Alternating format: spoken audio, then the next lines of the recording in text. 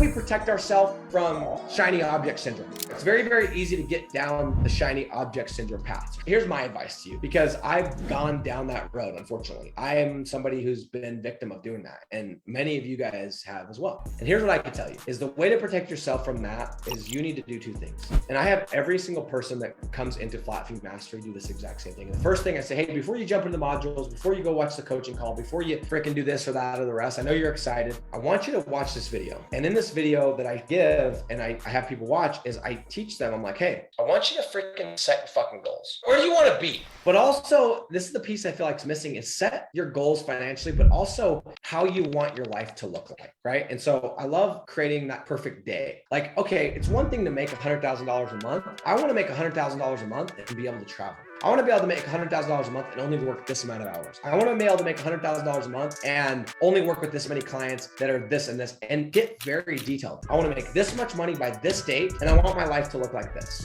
And if you do that and you have a roadmap, guess what? If something comes along and it doesn't get you to your goal and it sidetracks you, don't do it. Okay. And I always use the analogy when I'm telling people to watch my video that we start off with in Flat Fee Mastery that teaches about setting goals. So I'm like, look, if you want to go to Miami, or you want to go to San Diego, you want to go to San Francisco, great. That's your destination. Cool. You set the goal. That's your 10K. That's your 40K. That's your 100K per month. Awesome. There's a lot of ways to get there though, man. Go to San Francisco, we go to Canada, we go down, we could drive, we could fly. There's a lot of ways to get there. But guess what? There's one way. That's the fastest way. There's one way. That's a straight line. And so I want you to build a map of the straight line to San Francisco or to Miami or to San Diego. I want you to build that map to get there. And so then when you have this map of how it's going to look, if something comes along and it's not on that path, I'm not doing it. If it's taking me down to Texas and up to Utah and then around to shit, I don't know, like all over the place, I'm not doing it. And the problem with a lot of you guys, like you get in this business and you're like, oh, I just want to buy my time back. That's so vague that no wonder you guys are sucked down these rabbit holes and you guys are arbitraging businesses and you're doing SEO and you're doing freaking websites and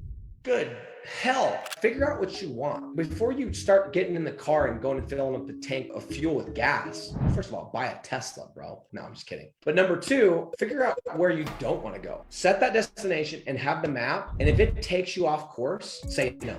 Say no, period. And I shared this yesterday in our coaching call in our Flat Fee Mastery group. I've had to do a lot of that recently. I've had some really cool opportunities that I've had to just say no to. And it's not because they weren't good opportunities. They were phenomenal opportunities. There was tons of upside. They were really cool, sexy, enticing opportunities. But I went back to my map. I went back to my goal. My goal is to get to $1 million a month. Not next year, not in 5 years, this year. And I realized that I kind of lost sight of that. I wasn't necessarily saying yes, but I wasn't saying no. And I was going down these paths with these opportunities because guys, once you start doing some real shit, you're going to have a lot of opportunities. And then the challenge is like, what do you say yes to? You should say no to everything else. And so I had to make some really, really tough calls and conversations literally in the last like week and a half where I had to call people and be like, hey, I love this opportunity. I appreciate you coming to me, but I'm going over here and that's taking me here. And I know it doesn't make sense because this opportunity is sick and I can't even describe it and I can't explain it. And you're probably going to say I'm crazy, but I'm going over here and your shit's taking me the other way